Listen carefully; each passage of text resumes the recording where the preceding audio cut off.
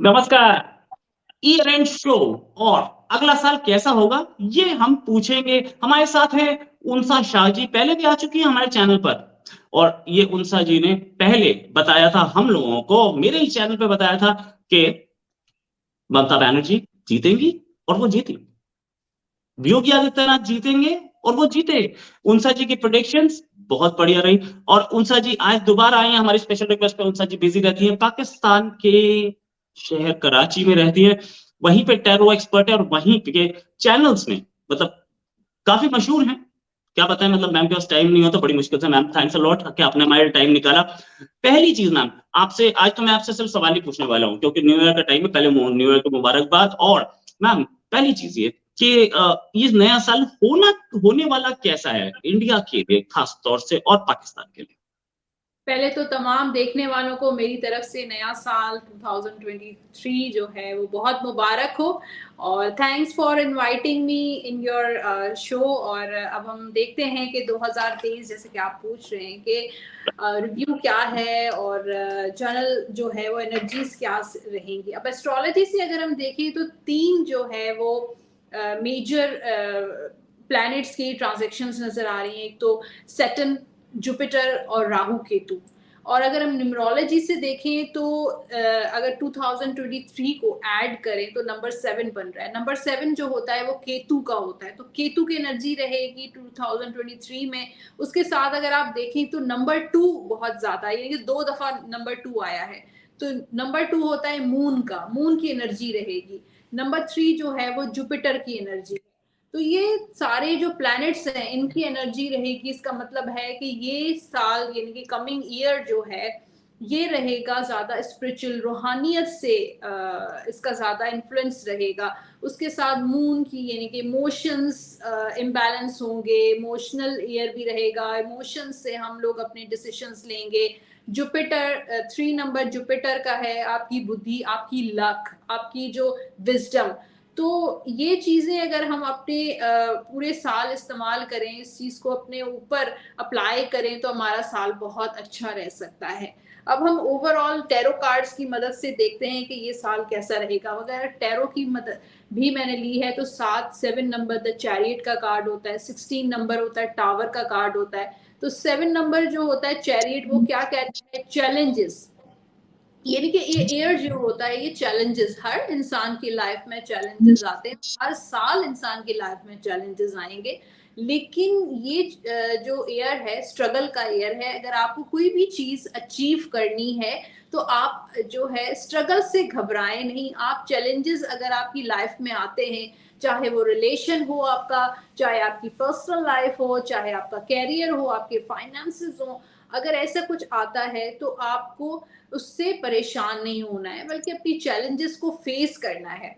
यहाँ पर जो ओवरऑल मैंने देखा है, अगेन 5 ऑफ वॉन्ड्स की एनर्जी आ रही है, 8 ऑफ पेंटिकल्स की एनर्जी आ रही है, 8 ऑफ सोर्ड्स की एनर्जी आ रही है। कार्ड्स आप टैरो देख सकते हैं कि इसमें चैलेंजेस हैं, स्ट्रगल है, लेकिन उसके साथ मुझे फाइनेंशियल स्टेबिलिटी नजर आ रही है। तो मुझे लगता है कि इस साल में बिजनेस ज्यादा आता हुआ नजर आ रहा है। इकोनॉमी के उतार चढ़ाव रहेंगे, लेकिन लोग जो हैं थोड़ा सा इनसिक्योर होंगे हर चीज में। वो कुछ करते हुए उनको घबराहट होगी, खौफ होगा, डर होगा, करते हुए थोड़ा सा उनको ट्रस्ट इश्यूज होंगे। तो ये चीजें मुझे नजर आ रही है टैरो के हिसाब से। राइट। उनसा जी का एक चैनल भी है, टैरो बाय उनसा शाह। उसको जाएं देखें। वहां पर उनसा जी अपने ईयरली प्रोडिक्शंस तो देंगी ही, वीकली प्रोडिक्शंस भी देती हैं और मेरे लिए बड़े अच्छे होते हैं भाई। मैं सच बता रहा हूँ, मेरे लिए बहुत अच्छे लगे मुझे। और मैं हर अपडेट जरूर देखता हूँ। आप भी एक बार चेक कीजिए। साथ में उनसा जी, मैं आपसे ये पूछना चाहूंगा कि इंडिया का और पाकिस्तान का दोनों का future in the sense economy wise या एक्सटर्नल थ्रेट्स वाइज कैसा रहने वाला है। पाकिस्तान का पहले बता दीजिए, फिर इंडिया का पूछेंगे। देखिए, मैंने अपनी चैनल पे भी प्रोडिक्शन की है पाकिस्तान और इंडिया से रिलेटेड। तो उसमें मुझे आया है, जो कार्ड आया था नाइट ऑफ सोर्ड्स का कार्ड है, और आज जो कार्ड है 7 ऑफ कप्स का कार्ड है। तो ये कार्ड थोड़ा सा, मैं ऑनेस्टली बताऊं तो ये जो दोनों कंट्रीज हैं इनको, अगर ये लोग डिप्लोमेटिक हैं, अंदर से कुछ हैं, बाहर से कुछ हैं, कहते कुछ हैं, करते कुछ हैं, बड़ी डिप्लोमेसी नजर आ रही है। उसके साथ मुझे कॉन्फ्लिक्ट्स इन दोनों में नजर आ रहे हैं, दोनों रिलेशनशिप को इतने अच्छे नहीं है। यहाँ पर 7 ऑफ कप्स का भी कार्ड है, तो अनक्लियर सिचुएशन रहेगी, कोई भी चीज दोनों के दरमियान कोई कमिटमेंट, कोई कॉन्ट्रैक्ट होता हुआ नजर नहीं आ रहा, कोई फ्रेंडशिप वाली मुझे बात नजर नहीं आ रही, अनक्लियर सिचुएशन ही रहेगी। हाँ, थोड़ा बहुत आगे बढ़ेंगे ये लोग, लेकिन क्लैरिटी नजर नहीं आ रही। किंग ऑफ सोर्ड्स का कार्ड है, थोड़ा लॉजिकली चलें, प्रैक्टिकल होकर चलें, लेकिन ये जो दोनों ममालिक हैं इमोशनल मुझे लगते हैं, ये ममालिक प्रैक्टिकल क्यों नहीं है, ये लोग लॉजिकल क्यों नहीं सोचते हैं। इन ऑब्वियसली ये दोनों जो कंट्रीज हैं नेबर कंट्रीज हैं, तो इनको लॉजिकल होकर अपने बिजनेस, अपनी इकोनॉमी, अपना रिलेशनशिप को अच्छा करना चाहिए, बजाय ये लोग है ना इमोशंस से काम लेते हैं। राइट अच्छा मैम एक चीज हमारे प्राइम मिनिस्टर मोदी उनके बारे में पूरा साल उनका कैसा रहना चाहिए, उनको कई इलेक्शंस फेस करने और उससे अगले साल वो खुद अपना इलेक्शन नेशनल इलेक्शन फेस करने जा रहे हैं। इलेक्शंस की आपकी प्रेडिक्शंस पहले भी अच्छी रही, योगी आदित्यनाथ को बोला था कि रिपीट होंगे। ममता बनर्जी खासतौर से उस समय जब मैंने आपसे बात की थी, ममता बनर्जी के लिए सब बोल रहे थे कि हारने जा रही है, मैंने आपसे पूछा बताइए क्या होगा, आपने बोला ममता बनर्जी वापस आ रही है और ममता बनर्जी वापस आ भी गई। तो प्राइम मिनिस्टर मोदी का नेक्स्ट ईयर कैसा होने वाला है? देखिए नेक्स्ट ईयर के लिए जो मैंने कार्ड्स निकाले हैं मोदी साहब के, 7 ऑफ सोर्ड्स का कार्ड है। पहला ही कार्ड जो है वो इतना पॉजिटिव नजर नहीं आ रहा। दूसरा कार्ड जो है 7 ऑफ पेंटिकल्स का कार्ड है, किंग ऑफ वॉन्ड्स का कार्ड है। थर्ड कार्ड यानी कि मुझे लगता है कि इनके खिलाफ कुछ कॉन्स्पिरेंसी हो सकती है, दुश्मनी हो सकती है, इनके खिलाफ कुछ अगेंस्ट कुछ ऐसी चीजें शुरू हो जाएंगी, और हो सकता है कि जो है मोदी साहब जो है अपना पीरियड खत्म होने से पहले ही वो चले जाएं, या कुछ ऐसी मामलात है, कुछ हिडन चीजें हैं जो इनके खिलाफ चलती रहेंगी। यहाँ पर मुझे जो किंग ऑफ वॉन्ड्स का कार्ड है, आगे जाके इनकी पोजीशन स्ट्रांग होती हुई नजर आ रही है। हो सकता है इलेक्शन के टाइम पर ये विन सिचुएशन में भी आ सकते हैं, लेकिन जब तक इलेक्शन नहीं होते इनके खिलाफ जो है वो कुछ गड़बड़ वाली चीजें होती हुई नजर आ रही है। राइट और मैम हमारे हमारे बहुत सीनियर लीडर हैं राहुल गांधी, उनकी उनकी भारत जोड़ो यात्रा भी चर्चाओं में है और उनका फ्यूचर काफी टाइम से प्राइम मिनिस्टर इन वेटिंग बने हुए हैं। हालांकि मैं राहुल गांधी का फॉलोअर नहीं हूँ, ना प्राइम मिनिस्टर मोदी का फॉलोअर हूँ। राहुल गांधी के लिए बोला जाता है कि ये कभी प्राइम मिनिस्टर नहीं बन पाएंगे, ऐसा उनके ऑपोजिशन के लोग बोलते हैं। क्या उनका है अगले साल, और क्या कभी ये क्वेश्चन इंपॉर्टेंट है, क्या कभी प्राइम मिनिस्टर बन पाएंगे? देखिए मेरे पास जो राहुल गांधी के अगर प्राइम मिनिस्टर का अगर सवाल करें तो मेरे पास फेवर वाले कार्ड वाकई नहीं आ रहे हैं। उनके जो प्लैनेट्स हैं या स्टार्स हैं उनको फेवर नहीं कर रहे हैं, और टैरो कार्ड्स भी इतने अच्छे नजर नहीं आ रहे। 7 ऑफ वॉन्ड्स की कार्ड है, वो दूसरों के मशवरों पर बहुत ज्यादा चलते हैं, कोई भी बात होती है अपना नहीं सोचते, यानी कि खुद डिसाइड नहीं करते, खुद फैसला नहीं करते, इसलिए उनके बहुत इंटरफेरेंस, इनके जो मामलात हैं उनके में बहुत ज़्यादा इंटरफेरेंस रहती है। इस वजह से उनकी जो पोजीशन है वो बहुत वीक है प्राइम मिनिस्टर और इलेक्शन के हिसाब से। यहाँ पर मुझे आगे कम्युनिकेशन भी नज़र आ रही है, मामलात को वो सही करने की भी कोशिश करेंगे, लेकिन अगेन जो बड़ी वीक एनर्जी है वो है नाइट ऑफ वॉन्ड्स की, तो मुझे नहीं लगता कि वो नेक्स्ट प्राइम मिनिस्टर बन सकेंगे। राइट राइट और अगर बात करें तो नवाज शरीफ साहब पाकिस्तान के बहुत बड़े लीडर, ये बोला जा रहा था कि अगले साल वो पाकिस्तान वापस आ सकते हैं और एक्टिव पॉलिटिक्स में घुस सकते हैं। क्या वो वाकई वापस आ रहे हैं, और एक्टिव पॉलिटिक्स उनकी कैसी रहेगी? जी, ये सेम जो है प्रिडिक्शन मैंने अभी एक टीवी चैनल को भी दी है नए साल के हवाले से, और सेम कार्ड्स अभी वही निकले हैं। और ये 5 ऑफ सोर्स का कार्ड है, यहाँ पर 4 ऑफ पेंटिकल्स का कार्ड है। तो मैं नहीं समझती कि 2022 की तरह 2023 में भी नवाज शरीफ के कोई पॉलिटिकल कैरियर है। वो वहां से जो कुछ कहना है सोशल मीडिया पे इस तरह के बातें हो सकती हैं, लेकिन मुझे उनका रिटर्न नजर नहीं आ रहा। रिटर्न नजर नहीं आ रहा। Okay ma'am, then comes Shahbaz Sharif साहब, जो कि हो सकता है अगले साल इलेक्शन में जाएं या ना जाएं, उनके पास टाइम तो अब कम है, इलेक्शन में जाना जरूरी है। 1.5 साल का टाइम था, 1.5 साल का टाइम खत्म होने वाला है। एक नए आर्मी चीफ भी आए हुए हैं। शहबाज शरीफ साहब का करियर क्या है, क्या वो प्राइम मिनिस्टर कंटिन्यू करेंगे या इस इलेक्शन को लूज कर सकते हैं?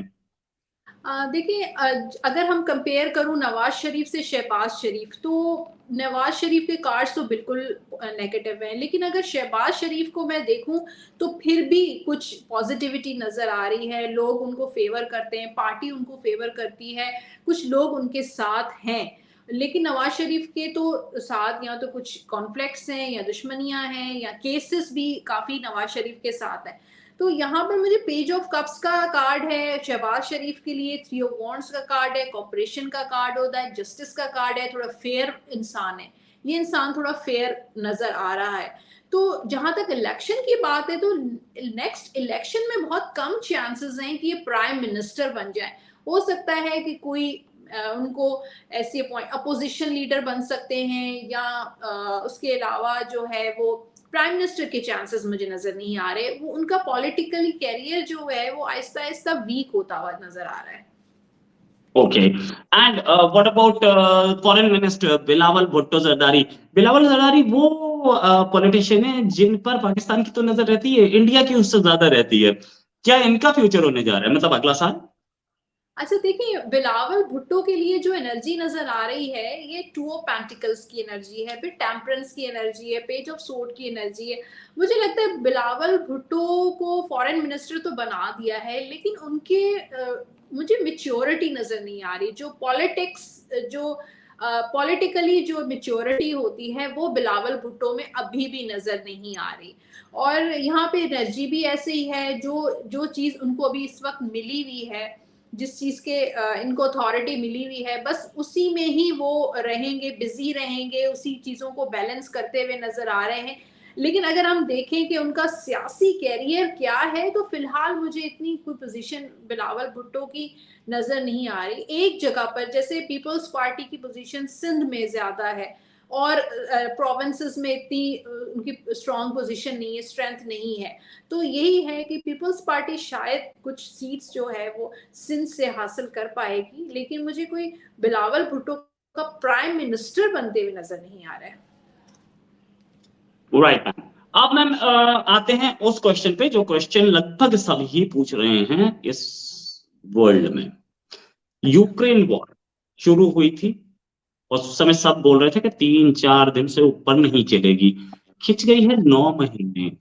क्या ये अगले साल ये वॉर खत्म होती दिख रही है? इस वॉर को खत्म करने के लिए बहुत कोशिशें चल रही हैं, खत्म नहीं हो रही है। यूक्रेन भी अड़ा है, रशिया भी अड़ा है, और प्राइम मिनिस्टर मोदी से कोशिश बोला गया कि आप इसको खत्म करा सकते हैं, आपकी दोनों साइड इज्जत करती हैं, आप खत्म कराइए।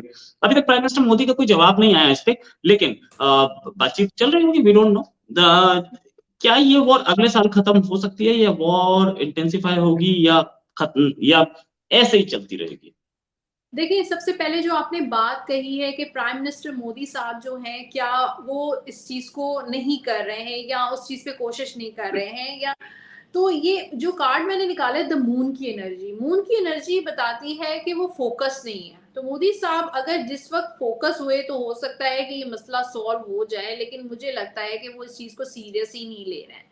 ठीक है। और दूसरी बात ये, जहां तक वॉर का ताल्लुक है यूक्रेन और रशिया की, तो अभी भी लोग जो है, मुझे जजमेंटल सिचुएशन नजर आ रही है। कार्ड्स, हाई प्रेस्टेस का कार्ड है, मैजिशियन का कार्ड है, अनएक्सपेक्टेड, अनएक्सपेक्टेडली होगा, जो भी होगा अनएक्सपेक्टेडली होगा। मिड ऑफ दिस ईयर मुझे ये चीज खत्म होती हुई नजर नहीं आ रही, लेकिन उसके बाद जो है वो प्लैनेट्स की कुछ ऐसी सिचुएशन होगी कि जो मेजर शिफ्ट होगा उसमें अप्रैल मई जून के बाद ये वॉर जो है वो ऐसा ऐसा इंशाल्लाह खत्म हो जाएगी। Okay, right. और अगर बात करें कि ये प्रेडिक्शंस आ रही थी इकोनॉमिस्ट की तरफ से, बड़े बड़े इकोनॉमिस्ट की तरफ से, कि नेक्स्ट ईयर यानी कि 2023, उस साल में वर्ल्ड की सारी बड़ी इकोनॉमीज, चाहे यूरोपियन यूनियन हो, अमेरिका हो, कनाडा हो, चाइना हो, फ्रांस हो, ब्रिटेन हो, जर्मनी हो, ये सारी इकोनॉमीज रिसेशन की ओर जाती दिख रही हैं अगले साल। रीजंस कुछ भी हो, और ये बोला भी गया कि भाई इंडिया की इकोनॉमी अकेली इकोनॉमी जो होगी, जो कि प्रोग्रेसिंग इकोनॉमी होगी, बाकी सारी इकोनॉमीज रिसेशन में होंगी। आपका क्या कहना है, क्या इकोनॉमीज रिसेशन में आएंगी, और अगर आएंगी तो क्या वो वापस जाएंगी? देखिए, जहां तक वर्ल्ड इकोनॉमी का ताल्लुक है, यहाँ पर जो कार्ड है द वर्ल्ड का कार्ड है। ठीक है, द वर्ल्ड का कार्ड है, उसके बाद डेज ऑफ वॉन्ट्स का कार्ड है, फ्लक्चुएशन नजर आ रही है, इकोनॉमी मुझे पूरी दुनिया से मतलब मुझे महंगाई बढ़ती हुई नजर आ रही है, डॉलर की जो प्राइस जो है वो बढ़ती हुई नजर आ रही है, रुपए की और इंडियन रुपए की भी कीमत मुझे कम नजर आ रही है, पाकिस्तानी स्पेशली मुझे कम ही होती हुई नजर आ रही है। लेकिन अगर जहां तक इंडिया की इकोनॉमी की बात करें तो उसके लिए एम्परर का कार्ड है, इसका मतलब है जो अथॉरिटी है इंडिया की वो इसको मैनेज कर लेगी, उसको बैलेंस कर लेगी। मुझे क्राइसिस जो है वो इंडिया में इकोनॉमी के नजर नहीं आ रहे, जितना इफेक्ट जो है वो पाकिस्तान में इसका ज्यादा इफेक्ट नजर आ रहा है, या जो ऐसे कंट्रीज हैं उनमें इफेक्ट ज्यादा नजर आ रहा है। हाँ, यूएस में भी, यूरोप साइड में भी इफेक्ट होगा इकोनॉमी का, क्राइसिस मुझे नजर आ रहे हैं, जैसे महंगाई ज्यादा होती हुई नजर आ रही है, लेकिन इंडिया में बहुत कम इसका इफेक्ट होगा। राइट और ये कब तक हम देख सकते हैं कि क्राइसिस आ जाएगी? मींस स्टार्टिंग में शुरू हो जाएगी तब मिड ईयर? नहीं, सेकेंड हाफ जो है तकरीबन अप्रैल मई के बाद जो है वो इकोनॉमी मुझे क्राइसिस स्टार्ट होते हुए नजर आ रहे हैं। Right ma'am. एंड एक और हमारे बीच में दिक्कत रही है कि इंडिया पाकिस्तान रिलेशंस बड़े खराब रहे हैं इस साल। कैसे रहेंगे दोनों कंट्रीज के रिलेशंस? दोनों ऐसे ही एक दूसरे पे आरोप लगाते रहेंगे, एक्यूज करते रहेंगे एक दूसरे को, या कहीं बातचीत या ट्रेड होती हमें दिख रही है? देखिए, कुछ नेगेटिविटी भी है, कुछ पॉजिटिविटी भी नजर आ रही है। जहां तक मैंने आपको बताया, देखिए इंटरफेरेंस है यहाँ पर, पाकिस्तान और इंडिया के ताल्लुकात में कुछ और लोग भी इन्वॉल्व हैं, जिसकी वजह से मिसअंडरस्टैंडिंग्स हैं पॉलिटिकली उसमें उसमें भी, और वैसे जनरली भी अगर हम देखें तो मिसअंडरस्टैंडिंग्स हैं, दूसरे लोगों की इन्वॉल्वमेंट है, इस वजह से ताल्लुकात अच्छे नहीं हो रहे हैं। 10 ऑफ सोर्ड्स का कार्ड है यहाँ पे भी मुझे बहुत टॉक्सिसिटी नजर आ रही है, नेगेटिविटी नजर आ रही है। लेकिन हो सकता है कि इस ईयर 2023 के सितंबर या अक्टूबर में कुछ ऐसी सिचुएशन बने कि ये लोग मामला टेबल टॉक हो सकती है, दोनों की कम्युनिकेशन हो सकती है मामला को बेहतर करने के लिए। वो भी कोई इतनी बड़ी स्ट्रॉन्ग मुझे एनर्जी नजर नहीं आ रही कि बहुत अच्छे ताल्लुकात होते हुए नजर आ रहे हैं, लेकिन इन दोनों ममालिक के, दोनों कंट्रीज की कम्युनिकेशन जरूर नजर आ रही है कि बातचीत पर आएंगे। राइट अच्छा मैम, एक चीज और के अगले साल होने वाला है क्रिकेट का वर्ल्ड कप। बहुत टाइम से इंडिया में होने वाला है, बहुत टाइम से। एक और रिकॉर्ड भी है इंडिया का कि इंडिया में जब होता है तो इंडिया तो जीतता ही नहीं उसे। अब जो भी होगा, क्या होगा, कौन जीतेगा, इंडिया और पाकिस्तान का परफॉर्मेंस कैसा रहेगा, और कोई चांस कि ये दोनों में से कोई एक जीत जाए? बिकॉज काफी टाइम से दोनों ने कोई कप नहीं जीता है। वैसे तो क्रिकेट पे एक अलग हमें प्रोग्राम करना चाहिए, जब वर्ल्ड कप आने वाला होगा तो जरूर करेंगे, क्योंकि अभी थोड़ा सा टाइम है उसमें, और जितना चीजें दूर होती हैं उसकी एनर्जी कैच करने में थोड़ा सा मसला होता है। तो खैर हम इसको थोड़ा सा जनरली देख लेते हैं कि पाकिस्तान की पोजीशन क्या होगी और बाकी इंडिया की पोजीशन क्या होगी। इंडिया की पोजीशन वर्ल्ड कप में द हाई प्रेस्टिस का कार्ड है, ये क्वीन का कार्ड होता है। मुझे लगता है कि ये जो वर्ल्ड कप है इंडिया के फेवर में जाता हुआ नजर आ रहा है। मुझे तो बहुत चांसेस हैं कि सेमीफाइनल फाइनल में इंडिया पहुंच जाएगा। जहां तक पाकिस्तान का ताल्लुक है, 4 ऑफ पेंटिकल्स का कार्ड है, हार्ड वर्क तो करेंगे, मेहनत करेंगे, लेकिन यहाँ पर अनएक्सपेक्टेड सिचुएशन है, कुछ भी हो सकता है। वैसे भी पाकिस्तानी टीम को अनप्रिडिक्टेबल टीम कहा जाता है, तो मिरेकल्स होंगे तो आगे तक जो है वो टीम जाती हुई नजर आ रही है, लेकिन पोजीशन जो है वो इंडिया की ज्यादा स्ट्रांग है वर्ल्ड कप में। राइट इंडिया ने 2011 में आखिरी बार वानखेड़े स्टेडियम मुंबई में ही वर्ल्ड कप जीता, तो मैं माफी चाहूंगा, इंडिया में जीता है इंडिया ने, हालांकि इंडिया में होस्ट ज्यादा हुआ है। और पाकिस्तान ने 1992 में आखिरी बार जीता था। तो इन दोनों से उम्मीद तो इन दो कंट्रीज में कहीं वर्ल्ड कप होता है बेसिकली। बाकी कंट्रीज हो ना हो किसी को फर्क नहीं पड़ता, कोई देखना भी नहीं चाहता, ये दो कंट्रीज ही होती हैं। उम्मीद है, लेकिन क्योंकि अक्टूबर में तो बहुत दूर है और हम लोगों ने अभी से ही उस पर कुछ कर लिया है, तो अब एक फाइनल क्वेश्चन आपके साथ, क्या रहेगा आगे फ्यूचर? हम क्या देखते हैं वर्ल्ड के एंगल से, जो हम जो पोजीशन है, मींस इकोनॉमिकली, क्या मतलब इकोनॉमी तो वर्ल्ड की कंट्री की होती है, नॉर्मल लोग जैसे कि इकोनॉमी अच्छी भी रहे तो भी नॉर्मल लोगों की पोजीशन खराब, कोविड कब तक जाएगा, क्या लोग, इकोनॉमी इंडिया की तो हमेशा से अच्छी थी लेकिन कोविड की वजह से लोग परेशान थे, क्या ये लोग अच्छे रहेंगे, खुश रहेंगे, या लोगों के सामने दिक्कतें बढ़ेंगी, कैसा रहेगा, और कोविड कब तक जाएगा? देखिए, दिक्कतें तो हर साल आती हैं, कुछ पॉजिटिव, जब नया साल आता है कुछ पॉजिटिव चीजें होती हैं, कुछ नेगेटिव चीजें होती हैं, लेकिन हम अपनी पॉजिटिव एनर्जी से उनको पॉजिटिव बना सकते हैं, अपनी सोच से, अपनी अपनी थॉट से उसको पॉजिटिव बना सकते हैं। जैसे मैं कुछ रेमेडीज अपने हर वीडियो में शेयर कर रही हूँ, जो न्यू ईयर का वीडियो आ रहा है उसमें लाइट कलर्स का इस्तेमाल करें, आप डार्क कलर्स आप वेयर ना करें 2023, क्योंकि केतु की एनर्जी है। ब्लैक और रेड कलर जो है अवॉइड करें, स्पेशली आप मीटिंग्स में जा रहे हैं, एग्जाम देने जा रहे हैं, शादी से रिलेटेड जैसे प्रपोजल वगैरह है, देखने आ रहे हैं लोग, तो इस तरह की जो मेजर जो इवेंट्स हैं उसमें ब्लैक और रेड कलर अवॉइड करें। हम पहनते भी ज्यादातर ब्लैक और वाइट, ये रेड कलर है, तो इन दोनों कलर को पहनिए जरूर, लेकिन ये कि जो स्पेशल इवेंट्स आते हैं उसमें हल्के सॉफ्ट कलर्स, पिंक हो गया, लाइट ब्लू, लाइट ग्रीन, इस तरह की चीजों। दूसरा देखें, केतु की एनर्जी स्पिरिचुअल एनर्जी है, मेडिटेशन कीजिए, मेडिटेशन आपके माइंड को रिलैक्स करेगा। आप स्ट्रेसफुल हैं, कुछ आपकी हेल्थ अच्छी नहीं है, कोई भी इश्यूज हैं, आप मेडिटेशन करें, आपको बहुत ज्यादा अच्छा फील होगा। थर्ड टिप ये है कि आप जो है जब भी अपने डॉक्यूमेंट में लिखें, पूरा लिखिए 2023, ये तीनों चारों जो है आपने लिखना है पूरा। जब भी आप कोई डॉक्यूमेंट लिखते हैं, कोई साइन करते हैं, कोई भी ऐसा होता है तो इसको पूरा लिखिए। कुछ लोग 23 लिखते हैं, लेकिन 7 नंबर जो है वो भी स्पिरिचुअल एक लकी नंबर होता है, तो तीनों को जरूर कीजिए। अब मैंने कुछ कार्ड्स निकाले हैं, अब जैसे आपका सवाल था कि लोगों की पोजीशन क्या होगी पैसों से रिलेटेड, उनके फाइनेंसेस से रिलेटेड। क्वीन ऑफ कप्स का कार्ड है, ये कार्ड होता है खर्चे का कार्ड होता है। जैसे कि इकोनॉमी जो है वो उसमें तो फ्लक्चुएशन रहेगी, क्राइसिस भी मैंने जैसे कहा, लेकिन यहाँ पर लोग हैं, लोग सेविंग करेंगे तो कामयाब होंगे। थोड़ी बहुत सेविंग करें, जितना भी अर्न करते हैं उसका 5%, 10%, 2% जितना भी कर सकते हैं, आपने इस साल सेव जरूर करना है, अदरवाइज जो है आप लोगों को भी वही चीजें फेस करनी पड़ जाएंगी।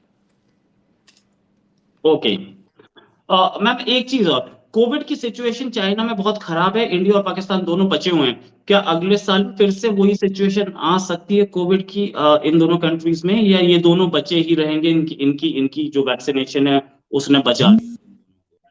देखिए, एक कार्ड मेरे पास द टावर आया था कोविड का, और एक कार्ड आया है पास 4 ऑफ वॉन्ड्स का। द टावर का कार्ड यही है, अनएक्सपेक्टेडली आ सकता है, लेकिन जो पहले सिचुएशन फेस की है 2021 में, 2020 में, वो वाली दोबारा रिपीट इंशाल्लाह नहीं होगी। यहाँ पर 4 ऑफ वॉन्ड्स की एनर्जी भी है, तो ट्रैवलिंग, टूरिज्म, ये सारी चीजें, नॉर्मल लाइफ रूटीन रहेगी, लेकिन प्रिकॉशंस ऑब्वियसली सबको लेने चाहिए। Right, thanks a lot ma'am for joining us. और मैंने तो अपना थर्ड मतलब बूस्टर इंजेक्शन जरूर लगवा लिया है, मैं सबको बोलूंगा प्लीज लगवा लें। और मैम, उम्मीद है आपके साथ डिस्कशंस होते रहेंगे। मैं फिर से बोलूंगा, उनसा जी का जो चैनल है मैंने नीचे डिस्क्रिप्शन में डाल दिया है, एक बार जाके चेक करें, सब्सक्राइब करें, सी कि आपके लिए इनकी प्रेडिक्शंस कैसे फिट होती है, कितनी फिट होती है, बहुत अच्छी प्रेडिक्शंस होती है। Thanks a lot ma'am for joining, उम्मीद है जल्दी आपके साथ डिस्कशन और करेंगे। अभी के लिए मैम नमस्कार, धन्यवाद।